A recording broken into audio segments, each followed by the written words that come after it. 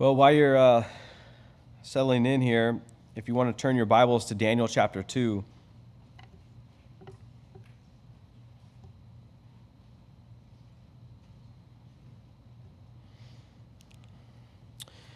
let's pray before we get started. Jesus, Lord, it's just so refreshing, Lord, after we take time to truly just remember what you did for us and why we're here, Lord. Why we even get to be here is because of you, and we just thank you for that. We pray that you'd bless your word tonight, Lord, that it would speak to our hearts, that we would look at this chapter and the application of it, Lord, and apply it to our lives in the way that only you can. So we pray that you would do that tonight in Jesus' name. Amen.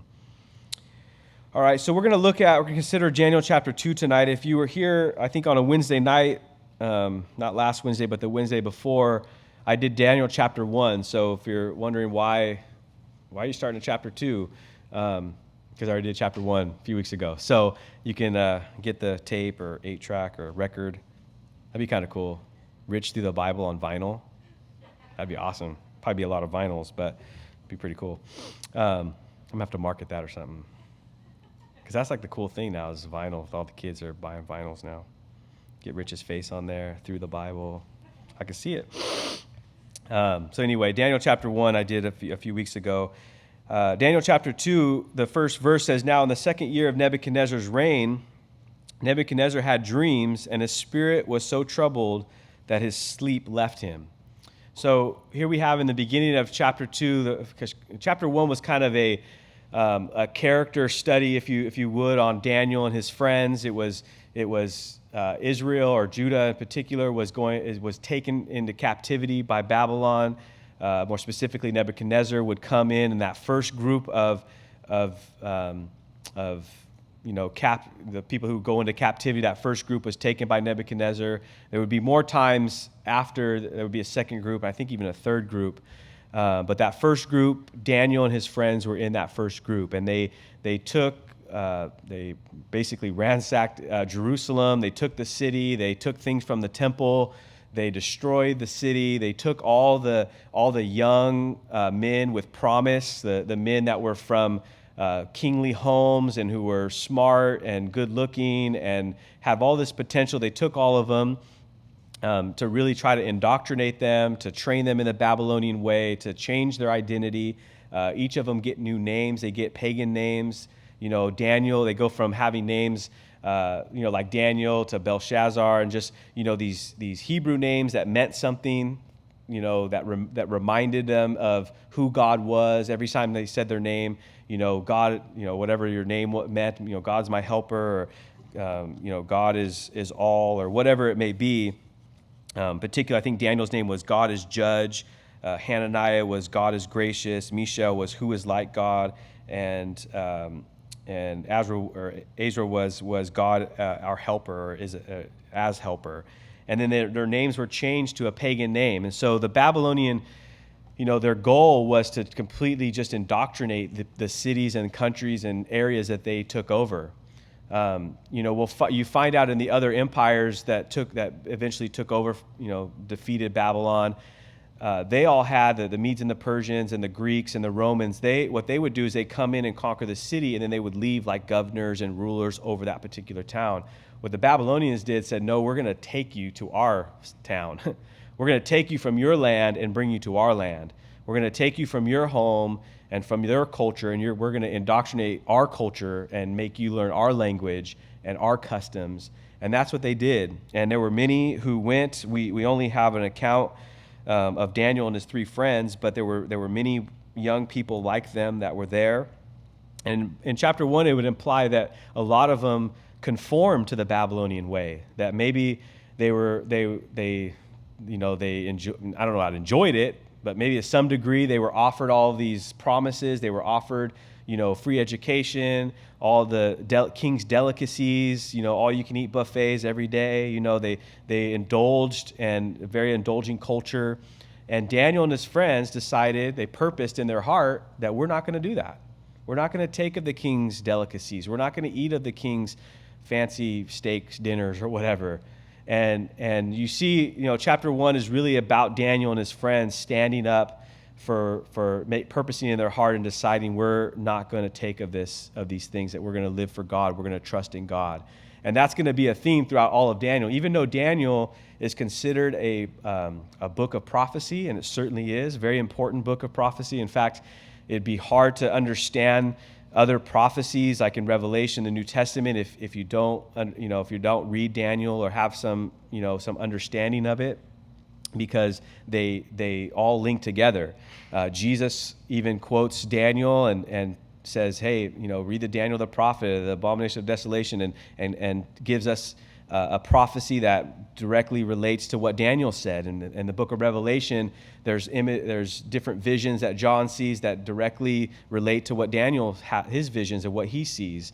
And they're 600 plus years apart, 650 years apart. So Daniel, very important prophetic book for us, especially as a Christian, when you're trying to, Daniel, like we said in the first chapter study, is one of the most criticized books because of how accurate it is. But for me as a Christian, it's also like the ammo, like, oh, you want to say the Bible's wrong? Well, let me read you chapters, 2, 3, 4, 5, 6, 7, up to 9 or whatever, and see how these things unfold. And Daniel's completely accurate. He has the most accurate prophecy concerning the Messiah.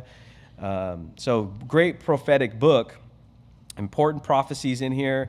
We're not going to necessarily focus too much on some of it. We're going to look at a little bit of it, but not really go in depth in it.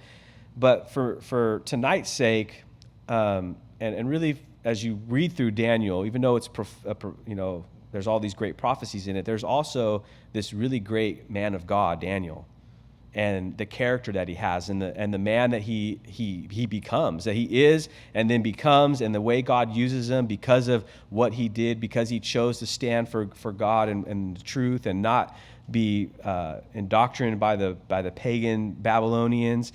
It's such a great character, like a book of this man that's just godly. Some people will point out that you never see Daniel sin. There's nowhere in the Bible, nowhere in the book where he writes anything that he's done wrong. I don't know. I don't know if that means anything, but sure, he sinned. Of course he did. But if I wrote a book about myself too, I probably wouldn't put too many bad things in there. I'd probably put all the good stuff. I'm sure Daniel sinned, but he's a godly man. He's used greatly.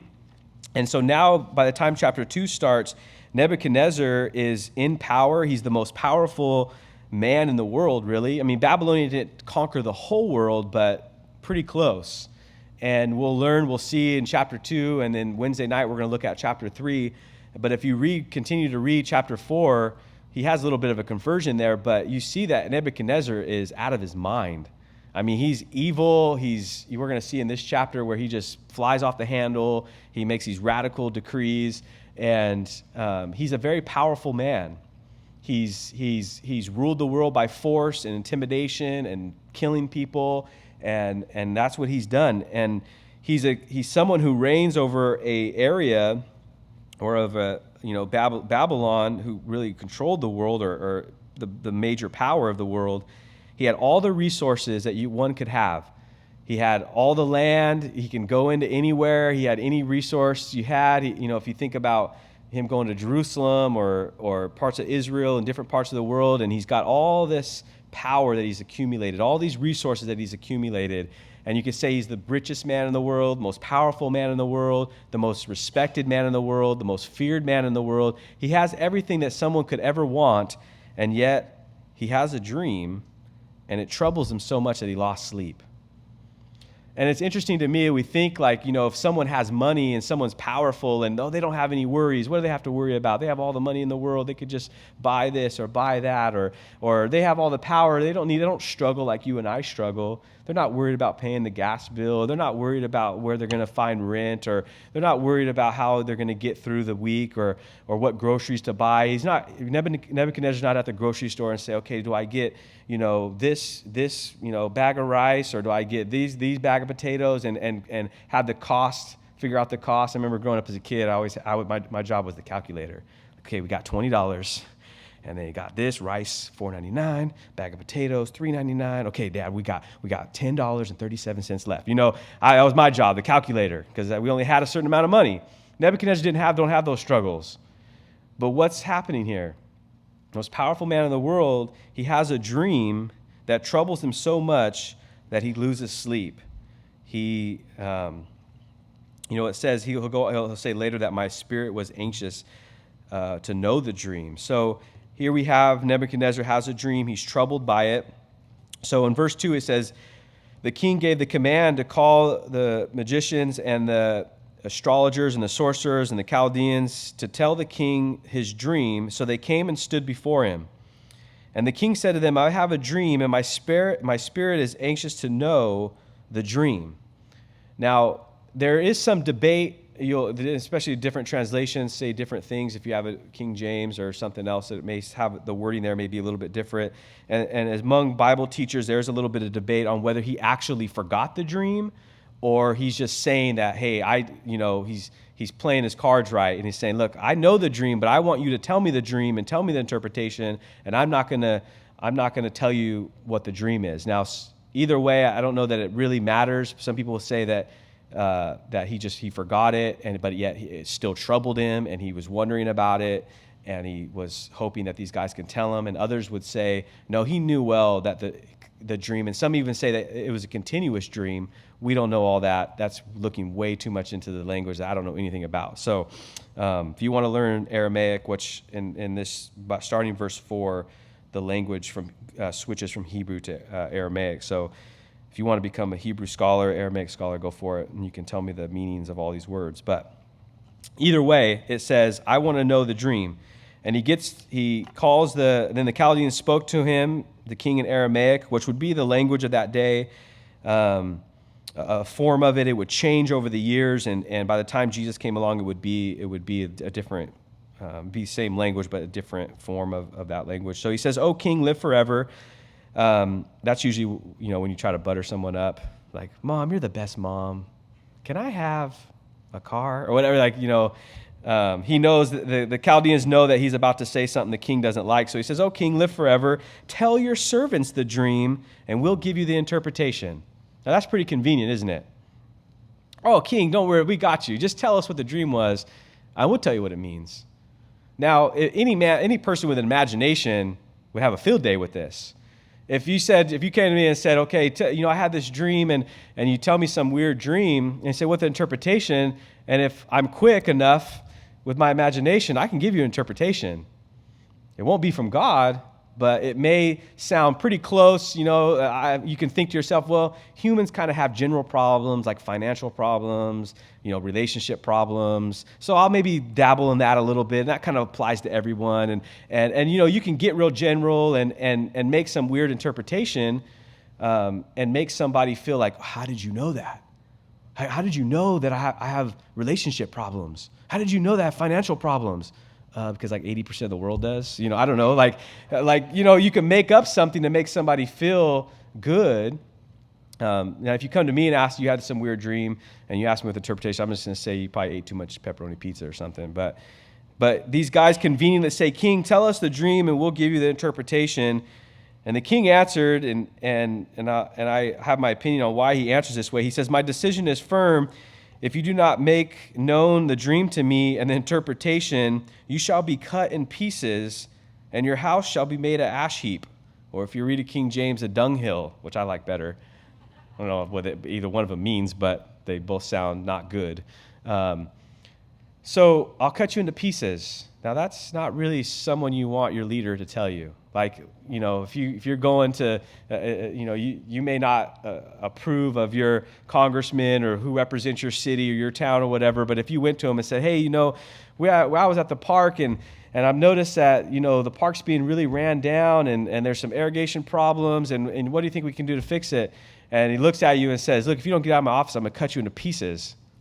That's not really a government you want to live under. It's not really you don't really want that to happen. But here, Nebuchadnezzar's out of his mind, and really he was known for this. He was known to fly off the handle and do these radical things.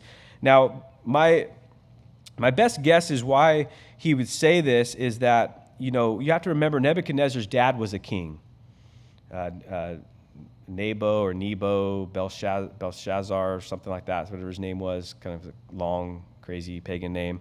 But his dad was a king, and Nebuchadnezzar would grow up watching his dad and watching this same council The same cabinet that was giving advice to his dad and giving input to his dad. He's a kid and watching these guys really play their dad and play his dad and give him crazy advice and tell him to do dumb things. And he's probably Nebuchadnezzar's thinking, like, I know what you guys are about. I've grown up watching you. I know that you're just manipulative and you're just going to tell me whatever I want to hear.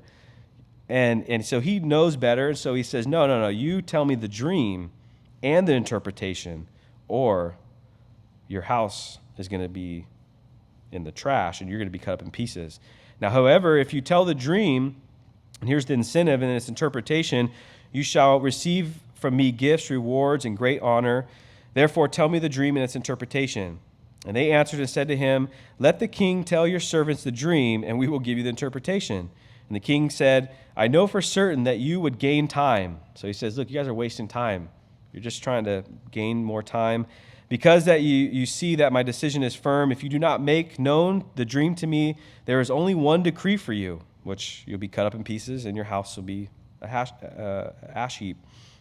And for you have agreed to speak lying and corrupt words before me till the time has changed. Therefore, tell me the dream, and I shall know that you can give me the interpretation. So the incentive is if you do this, I'm going to make you a powerful person. I'm going to make you a rich person. You're not going to have to worry about anything else in the kingdom of Babylon. Like, you're going to be in the king's court. You're going to be set. But if you don't, the consequence is death. And the Chaldeans answered the king and said, there is no man on earth who can tell the king's matter. Therefore, no king, lord, or ruler has ever asked such a thing from a magician or astrologer or Chaldean. And it is a difficult thing that the king requests. And here's their statement. And there is no other who can tell you it to the king except the gods whose dwelling is not with flesh. Now they're speaking of, pagan gods. They're saying, look, only the gods of the sun or the gods of the star or whatever, some weird pagan thing can tell us. But what they do have a right, and I don't know if they understand this, but their statement is that what Nebuchadnezzar needs can't come from a man. Nebuchadnezzar needs an interpretation, and he's troubled. It's troubled his spirit. It's troubled him where he can't sleep, and he's trying to get answers from man when he's trying to get answers from someone that could only get from God. He's trying to understand something that only God could give understanding to. And that's the problem with Nebuchadnezzar, is that, or anyone who would live this way, is that they're trying to get answers that only God can give. God is a revealer of secrets, as Daniel's going to say later, and God is all-knowing. God could give the interpretation no problem. And here Nebuchadnezzar is trying to seek something from man that he can only get from God. And so for this reason, the king was very angry and very furious, and he gave the command to destroy all the wise men of Babylon. I mean, think about this. Like, Nebuchadnezzar gets so mad about this, these guys can't interpret the dream, or they can't tell him the dream, they can't interpret the dream. So he says, you know what? I'm starting over, new cabinet. I'm killing all the wise men. I'm starting over. I mean, this guy's out of his mind. He's crazy. It's not just a few people. It's not just like one guy, like, oh, you're dead. He's going to seek out, and there's going to be a mass murder, massacre of all these wise men. It's pretty radical, but I mean, he's out of his mind. We seem to have a conversion. He may be in heaven. In chapter 4, he kind of comes to his senses, but as of right now, he is out of his mind. And so the decree went out, and they began killing the wise men. And they even sought Daniel and his companions to kill them. So Daniel's part of that crew. In fact, in chapter 1, it says that Daniel and his friends were 10 times, it says, more advanced than the others. So, God had given them favor. God had blessed them for their commitment to to purpose in their heart not to eat of the king's delicacies. God had elevated their status and their wisdom. And so in verse 14, then the counsel and wisdom, then with counsel and wisdom, Daniel answered the captain's king's guard who had gone out to kill the wise men of Babylon. And he answered and said to him, why is this decree of the king so urgent? And then and then verse 16, so Daniel went in and asked the king to give him time that he might tell the king's interpretation. So, the captain, the guy who's kind of in charge of the dirty work, the hitman or whatever, he's going to go and he's going to gather all these wise men, and he gets to Daniel, and Daniel goes, what's the rush for this? Like, what's going on? The guy explains it to him, says, look, man, Nebi, he's out of his mind. He's going crazy. He's had this weird dream, and he doesn't understand it, and he's telling anyone who can tell him the dream, they'll give him the kingdom or some of the kingdom and the resources, and if you don't, man, you're going to be cut up in pieces. And sorry, Daniel, but you're next, buddy. And so Daniel convinces him and says, hey, let me talk to the king, and tells the king, give me time. Now it's interesting that what did Nebuchadnezzar say to the sorcerers and the Chaldeans? You're wasting my time. You're asking for more time. You're not getting time. But Daniel comes and says, hey, can I have more time? And the king goes, yeah, sure. But he does say, Daniel, look at it's a statement of faith in some ways. He says that he might tell the king the interpretation. Daniel going in, believing that, look, give me some time. I'll get the interpretation. Because Daniel understood that the only way that this dream is going to be revealed or be, have the interpretation or even the dream given was going to be from God. It wasn't going to be from man or anything else. So then verse 17, then Daniel went to his house, and he made the decision known to Hananiah and Mishael and Azra, his companions, and that they might seek mercies from God of heaven concerning this secret, so Daniel and his companions might not perish with the rest of the wise men of Babylon. So Daniel does the very best thing when he's put in a circumstance that is outside of his control and a circumstance that is not good. I mean, you could say terrible, like the worst situation, one of the worst situations you can be in. You're put in this, and you don't have a choice to say, look, if you don't get this interpretation, you're going to be dead. And what does Daniel do? Man, we need a prayer meeting. We got to have a prayer meeting. I got to get my friends together, and we got to pray. You'll find this as you read through the book of Daniel. I look at Daniel and say, man, I want to be a man like Daniel. I don't want to compromise. I want a purpose in my heart not to eat of the king's delicacies. I want to stand for truth. And I look at Daniel and think, man, I want to be a man like that. Well, Daniel was a man of prayer. Daniel prayed often times when he was in trouble, times in circumstances where he didn't know what to do or get out of it, and he would pray, and God would show him or deliver him. Prayer would get him in trouble later. He prayed when there was a decree that they couldn't pray anymore to God, to the living God, and he would continue to pray. And Daniel was a man of prayer, so he does the very best thing you can ever do in a situation like this and pray. And then it says, verse 19, the secret was revealed to Daniel in a night vision. So sometime after their prayer meeting, or maybe during the prayer meeting, who knows, but the Lord revealed the dream in a vision.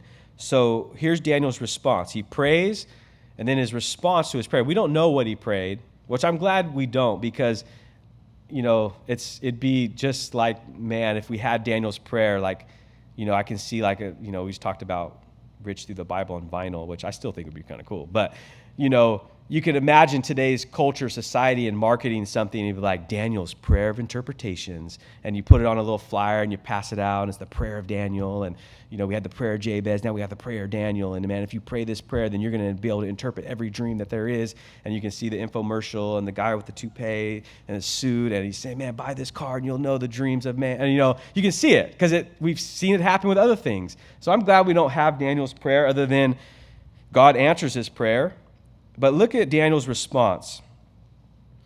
He says, Daniel answered and said this, blessed be the name of God forever and ever, for wisdom and might are his.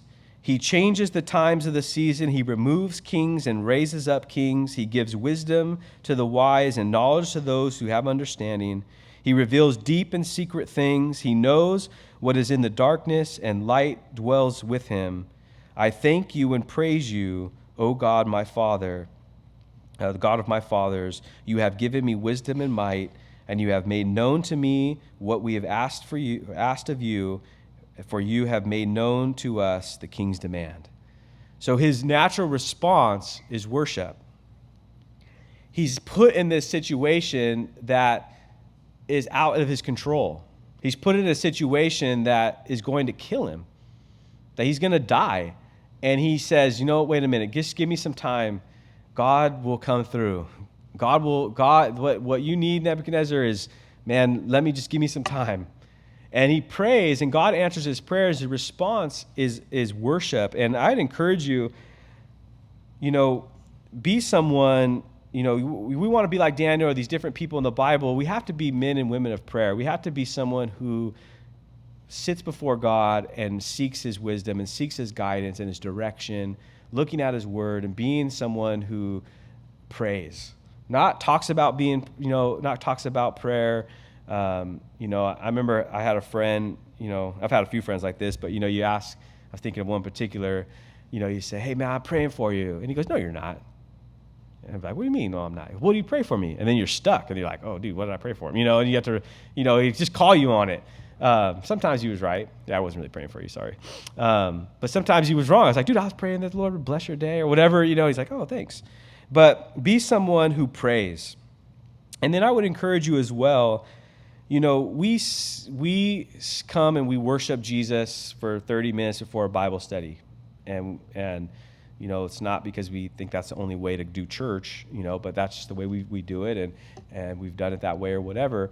But we sing songs, we worship him, and sometimes we could associate worship with just singing or some worship song, which is great. It's awesome. Turn on the songs in your car.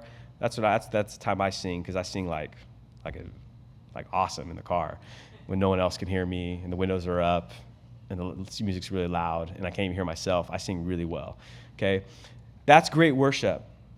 But what happens when you sit down and you're having a really rough day and you're really in a hard circumstance and you have these trials or you have these things that just seem like they're overwhelming you and you don't know what to do, and you sit down and you pray? And now listen, don't misunderstand. I'm not saying that you shouldn't pray for those things that are burdensome. I mean, Peter tells us cast our cares behind him because he cares for us. Jesus said, look, all you are heavy, burdened, heavy laden, come to me, I'll give you rest. So that's certainly true. But are there times when you sit down and pray where you just say, you know what? God, blessed be the name of God and forever.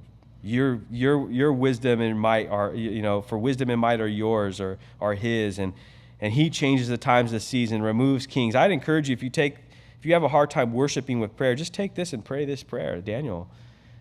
Open up Psalms and just, say, Lord, I just want to bless your name. Like, I just want to worship you. And then you'll find that a lot of times as you sit down and pray, as you begin to remember who Jesus is and remember what God has done for you, and you begin to worship him, your burdens and your trials, they won't seem as heavy. You'll say, man, this is still a bummer, Lord, but you're awesome and you're perfect and you're my strength and you're my rock and you're my strong tower. You're my refuge. You're my good shepherd who's going to lead me to green pastures and still waters. You're the one I'm going to look up at your rod and your staff. I'm going to be comfort because I know that you're there. And you're going to remember all these things that God has done for you and who you are. And you're going to think, man, God, I think you can pay my gas bill, and not. I don't mean to make light of trials, but just understand that when we talk about prayer, there's the supplication part, there's the giving, there's the asking, making your request known, asking God anything and he'll give it to you. There's all that. But I know from my own prayer life, I spend a lot of time asking and not a lot of time worshiping. And we need to have both. It's a perfect example here, Daniel being a man of prayer and worshiping God. So I encourage you, it's something that probably all of us could say, oh man, I really wish I prayed more. Maybe some of us don't say that. Maybe you pray awesome, all the time, and that's just your gift or whatever. I don't really have that gift. I wish I prayed more. So Daniel, good example for us. Now, the praise is coming out of he was made known the dream and the interpretation. So therefore, verse 24, Daniel went to the captain and he who was appointed to destroy him, and he went and said to him, do not destroy the wise men of Babylon. Take me before the king, and I will tell him or tell the king the interpretation. So Daniel's confident. Daniel has this assurance that, look, what God showed me is the dream and the interpretation. So they brought Daniel quickly before the king, and they said to him, I have found a man of the captives of Judah who will make known to the king the interpretation. And the king answered and said to Daniel, are you able to make known to me the dream which I have seen and its interpretation? And Daniel answered in the presence of the king and said, and it's a great statement, the secret which the king has demanded, the wise men, the astrologers, the magicians, and the soothsayers cannot declare to the king, but there is a God in heaven who reveals secrets, and he has made known to the king Nebuchadnezzar what will be in the latter days. Your dream and visions of your head upon your bed, were these, and he's going to give the interpretation, or he can give the dream and then the interpretation. So he makes this statement. He says, look, you sought the wisdom of these guys who were who were pagans, who worship false idols, who worship the sun, who worship the stars, who had these false gods and false ideas of what truth is and what reality is. You sought after something, answers from someone that could never give you answers. And we know that to be true. Paganism, is never going to give you the answers. It only leads to destruction, or leads to just failure. And Daniel says, look, but there's a God, a living God, if you notice capital G there, in heaven, who reveals secrets. So who's the interpreter of the dream, or who's revealing these things? It's God. It's the God in heaven. It's the true living God. That would be what Daniel's implying. And he gave me the vision, and this is what it is. As for you, O king, thoughts came to your mind while on your bed about what would come to pass after this. So that's an interesting statement. So not only is he going to tell the dream, but he is kind of telling Nebuchadnezzar, look, you laid your head down that night and you were thinking about something. You were troubled. You woke up from the dream trouble, but you were already going back down to bed. Now, this is only Nebuchadnezzar's second year in full command. And he goes to bed, and Daniel says, you were thinking about something. You were thinking about what would come after this. Now, publicly, Nebuchadnezzar, what did he think publicly? Babylon's going to rule forever. Babylon will never be defeated. We're the most powerful, dominant empire to ever rule the world. Will live forever. But when he lays down at night, when he's alone and no one's around him, he's troubled. He's thinking about these things hereafter. And he who reveals secrets has made known to you what will be. So Daniel says, look, the God of heaven is telling you these things. Now, Nebuchadnezzar is a Gentile. He's a pagan king. He's a pagan leader. He doesn't believe in God. He doesn't believe in the true living God, the God of Jacob and Abraham and Isaac. He doesn't believe in that God. He doesn't believe in the God that split the Red Sea and who delivered Israel out of the hands of Egypt. He doesn't believe in that God. And yet God is choosing to reveal really the world's timeline to Nebuchadnezzar. God's giving him this vision or this dream. So he says,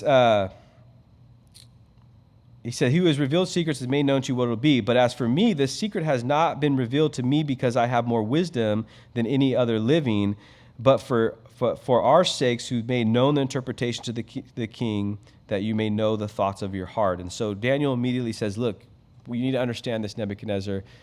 I'm not telling you this because I'm the wisest person. I'm telling you this because God is revealing this, that God has given you this. Daniel is he's telling such great truth right now, but what he's also doing, because what's the initiative for Daniel to interpret the dream? Power, money, a place at the king's court, a position, a high-ranking position in the empire. There's much incentive for Daniel to say, yeah, God gave me this. I'm going to capitalize on this. I'm going to make that money. God gave me this gift. God gave me this interpretation, gave me the dream. Now I'm going to be the second most powerful man in all of Babylon. Is that what Daniel says? No, he says, listen, what you need to understand, Nebuchadnezzar, it's God who's given this. It's not me. I didn't tell you this. It was God who's going to reveal this. And he says, verse 31, you, O king, were watching, and behold, a great image. This great image, whose splendor was excellent, stood before you, and its form was awesome.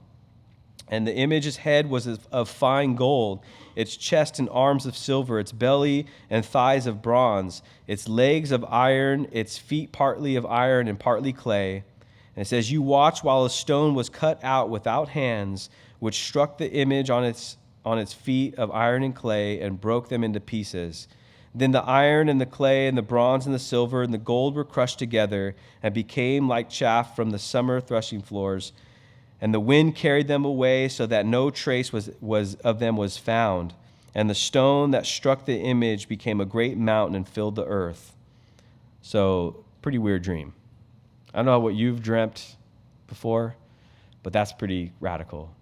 He's sitting there and he sees the, this image or whatever. It was an awesome image, a great image, and the head was gold.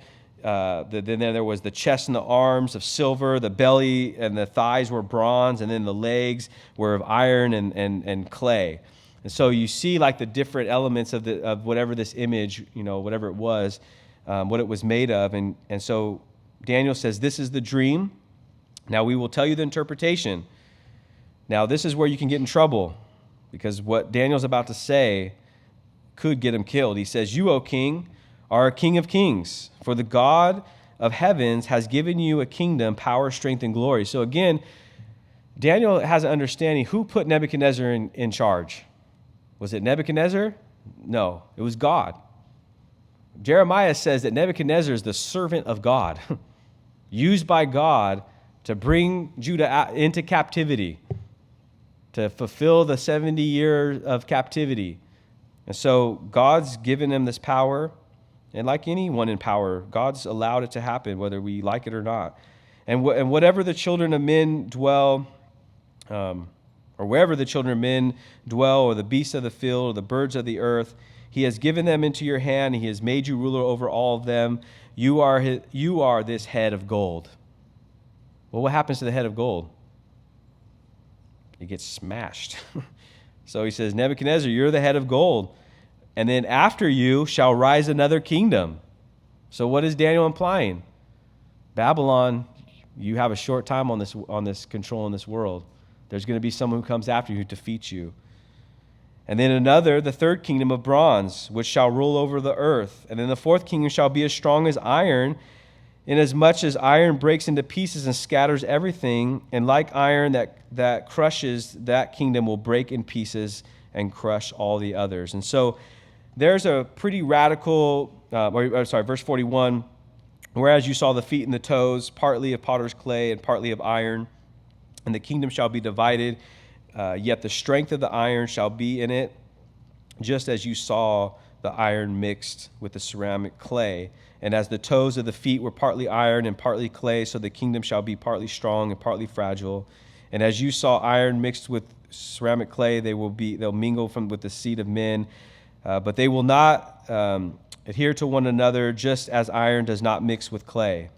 And in the days of these kings, the God of heaven will set up a kingdom which shall never be destroyed, and the kingdom shall be left to other people, and it shall break into pieces and consume all these kingdoms, and it shall stand forever. So God chooses to give Nebuchadnezzar a dream that outlines or timelines basically the remainder of humanity, the remainder of kingdoms. He says, Nebuchadnezzar, Babylon, you're Babylon. Nebuchadnezzar, that gold head is you. That's Babylon. You're mighty. You've got all these resources. There's all this gold you've obtained. You're one of the most powerful, richest men to ever live. You've conquered the most of the known world. You're powerful. But listen, it's temporary. And then there's going to become another nation after you. And then another nation after that, and then another nation after that. And there's some really radical prophecies in here that he gives more description in later chapters that we don't have time for tonight, but there's more description and more specific verses later on. But if you took just this passage and you just did a quick timeline of the kingdoms that would come, would Babylon fall? Yes, they'd fall to the Medes and the Persians. And then would they fall? Yeah, they would fall to the Greeks. And would they fall? Yeah, they would fall to Rome. And what's interesting about the iron is no one conquers the kingdom made of iron. It just scatters. No one ever, and if you look at Rome, no one ever conquered Rome. They just kind of, over time, they divided into two different sections, and then eventually they just kind of filtered off. They kind of just lost power. They lost the morality and what was happening in the Roman Empire. Just they decayed. They really just destroyed themselves, and they were never conquered by another person or another kingdom. And so Rome would kind of be the last dominant world power kingdom. Now, some would make an argument of, well, what about Great Britain? They used to say that the sun never sets on the British Empire. Well, they didn't dominate like the Babylonians did. They set up colonies and they took over a lot of different areas, but they didn't do the things that Rome did, that Babylon did, that the Persians did. I mean, they came in and just ransacked any city and country they went into.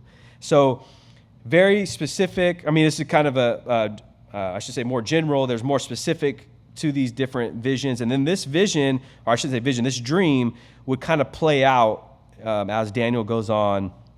And so those are the different kingdoms. You can say Babylon's the gold, Medes and the Persians are the silver, the Greeks are bronze, and Rome is iron. And just with a little bit of research and looking into that, you'll see how those apply to each other.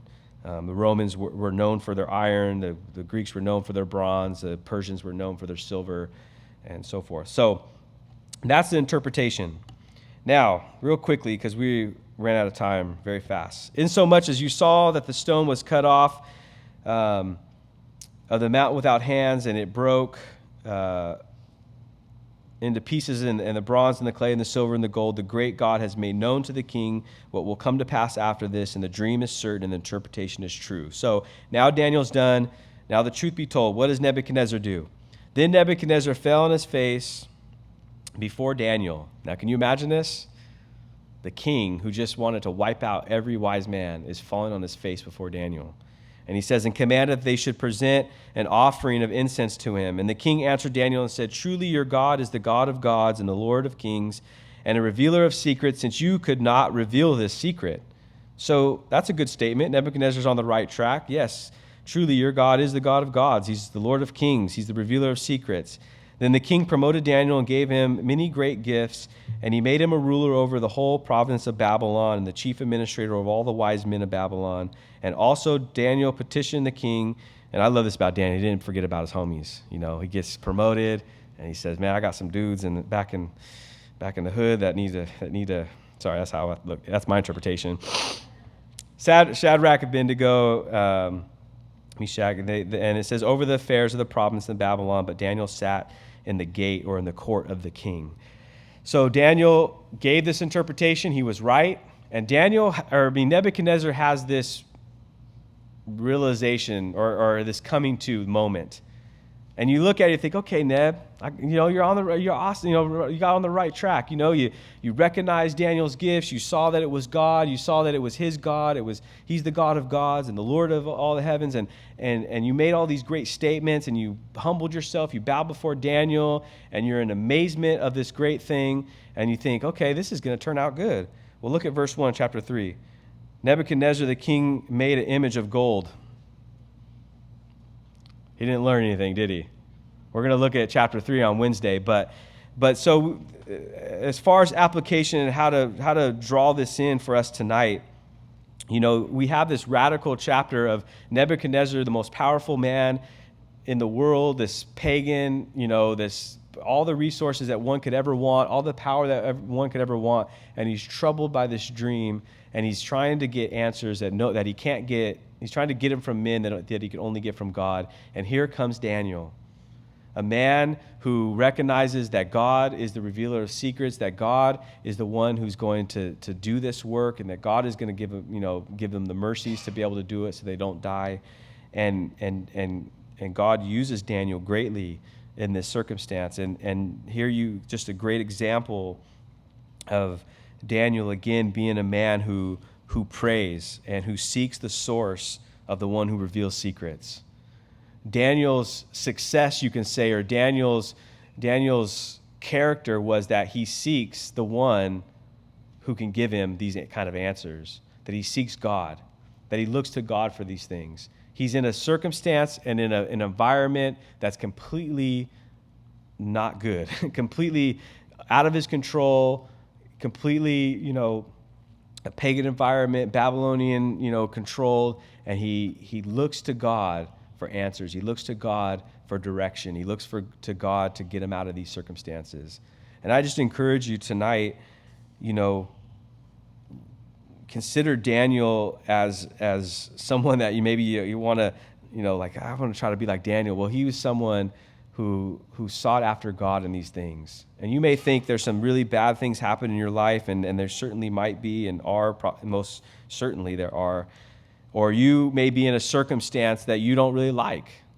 Maybe your job, you're not really into your job or whatever, or you don't really like the way society or the culture's going, or the way the government's going, or you don't really like the area that you live in, or whatever the case may be. There's a number of things that we endure every single day. And we could do a couple things. We can complain about it. We can whine about it. We can, do whatever we, want. Or we can say, Lord, you know what to do. Pray you give me wisdom, give me understanding for these things. Help me to endure this. Help me to give, the interpretation or the dream of these things so that you can be glorified, so that your name could be high and lifted up. Daniel is such a great example of someone who lived in an environment that was the most, not ideal. When Daniel's a little boy and you say to Daniel, what do you want to be when you grow up, Daniel? He's not saying, I'd really like to be one of the wise men in the Babylonian Empire in captivity and be forced to learn a language and a culture I don't know and be driven from my land. That sounds like a good plan. No. Daniel probably said, I want to be a king or a firefighter or whatever kids say they want to be when they grow up. He doesn't say, I'd like to really be under a wicked, out of control of his mind king who chops up people into pieces. But that's the circumstance he's in. That's the environment he lives in. That's the world that he lives in. And yet he chooses to follow God and look for God for direction and vision and hope and protection and strength and all those things. Daniel looks to God for those things. So, Lord, help us to consider you, Lord, in the time that we live, Lord, in the age that we live, in the world we live in. Help us to look to you for direction and wisdom and guidance. Lord, I pray that we would be like Daniel, who in the face of adversity, Lord, he prayed. He sought you for direction. He sought you for wisdom and for the answers. And so I pray, Lord, you'd help us to be a people who pray, Lord, who pray, come to you with such humility and openness to see you work in our days. So we love you, Lord, and we thank you for this night. Pray you'd bless it. Bless the rest of our week. In Jesus' name, amen.